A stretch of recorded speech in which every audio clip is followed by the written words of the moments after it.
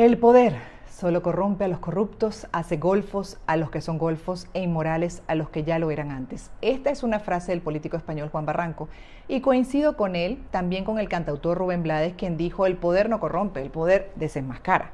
Esta semana dedico mi editorial al poder y lo que muchos son capaces de hacer por tenerlo, por mantenerlo, por beneficiarse de ese control.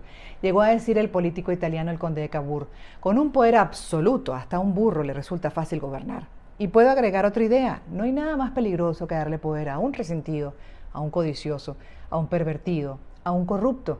Y fíjense que no hablo de ignorancia, porque hemos visto cómo muchos intelectuales, gente preparada, saca también lo peor de sí cuando tienen algo de poder o llegan al poder. Es decir, que el conocimiento no es garantía de un uso racional, correcto, compasivo, solidario del poder. Es básicamente no darle poder o que obtenga poder a todo aquel que se conduzca apartado de los valores, ¿cierto? Lo vemos en todos los espacios de vida: el poderoso de un núcleo familiar que busca controlar al resto de los miembros. En una empresa, como algunos empleadores menosprecian y abusan de los trabajadores, incluso entre mismos empleados, como algunos se hacen de un poco de poder y someten a sus compañeros. En el colegio, un director, un maestro, entre alumnos, donde se crean grupos que se sienten poderosos imponiéndose sobre los que interpretan débiles. Así va escalando el poder hasta llegar a historias insólitas en todas las áreas de vida, como por ejemplo los entramados políticos, económicos. Tenemos el caso recién compartido en la plataforma Netflix del millonario Jeffrey Epstein, quien creó una red de abuso sexual y tráfico de adolescentes en Estados Unidos por años, con la conchupancia de muchos poderosos del mundo y logrando hasta controlar al poder judicial de ese país. Luego de una primera denuncia y esfuerzo de la policía local de Miami, logró prolongar así sus atrocidades y sumar víctimas a su red por 10 años más. Un caso que ha salpicado incluso a políticos demócratas, republicanos, a la monarquía inglesa, a abogados, en fin. Este hombre está muerto. Supuestamente se suicidó en la cárcel, la segunda vez que cayó y de manera definitiva, aunque queda la duda de si no fue una muerte por encargo al tener información que comprometería a muchos.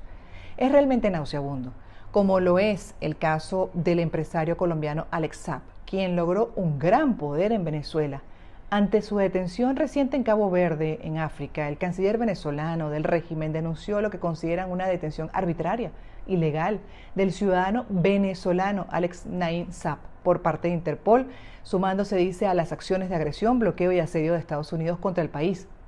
No sabía que era venezolano, qué cosas.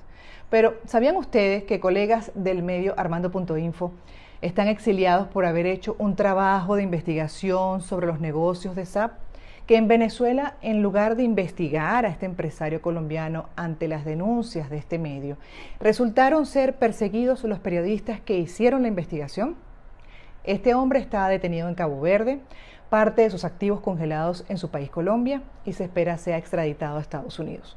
Los poderosos rara vez buscan el beneficio colectivo, solo amasan dinero y control para satisfacer su propósito personal, su dominio de todo, perdiendo de vista los valores. Mejor dicho, evidenciando que nunca los contemplaron como patrón de vida, ¿cierto?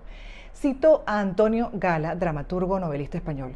Al poder le ocurre como el nogal, no deja crecer nada bajo su sombra.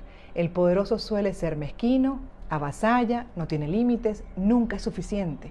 Y en esa búsqueda de poder ocurren grandes atrocidades, de eso el mundo está saturado de historias. Pero también la historia evidencia cómo muchos terminan consumidos, acabados por ese poder. A veces la justicia terrenal o divina tarda, y en esa tardanza se siguen cometiendo abusos, atropellos, se suman víctimas, pero llega. Tarde o temprano ocurre y somos testigos de la caída. La caída de lo alto es mucho más peligrosa, decía Publio Ciro, escritor latino de la antigua Roma. También me quiero referir a otro caso que evidencia esos intríngulis nauseabundos del poder, que terminan torciendo hasta los preceptos más sagrados. Nuestra Constitución nuevamente es pisoteada, y con ella la voluntad de una mayoría. Me refiero al nuevo CNE y el acuerdo entre gallos y medianoche, que pasa por encima de lo legal e impone a una directiva que lejos está de ser aceptada por la mayoría que quiere elecciones presidenciales con condiciones y transparentes.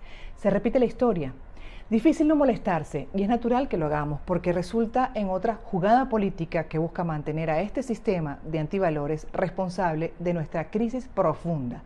Somos humanos y lo lógico es sentir dolores, sentir rabia, tristeza ante todos estos hechos. Son sentimientos que evidencian que estamos vivos y que pueden ser útiles, servir de motor para actuar. El reto está en convertir ese dolor en una herramienta de aprendizaje y transformación individual y colectiva, que también sirva para crear inmunidad psicológica, para desarrollar fortalezas y que no se convierta en sufrimiento y resignación. No dejes que el dolor se apodere de ti. Aprende y suelta, como decía Gandhi. Nadie puede herirte sin tu permiso. No tenemos el poder de las instituciones por ahora, pero tenemos el poder como población unida, que con un liderazgo auténtico podemos llegar a imponernos como poder ciudadano. Muchos poderosos se sienten inmortales, intocables, invencibles, pero el tiempo se encarga de ponerlos en su lugar. Y cierro con esta frase del estadounidense E.J. Patten. Para aquellos que tienen mucho o algo de poder en cualquier ámbito, tengan presente este mensaje. El poder sin compasión es el peor tipo de maldad que existe. Así lo veo también. Hasta un próximo programa.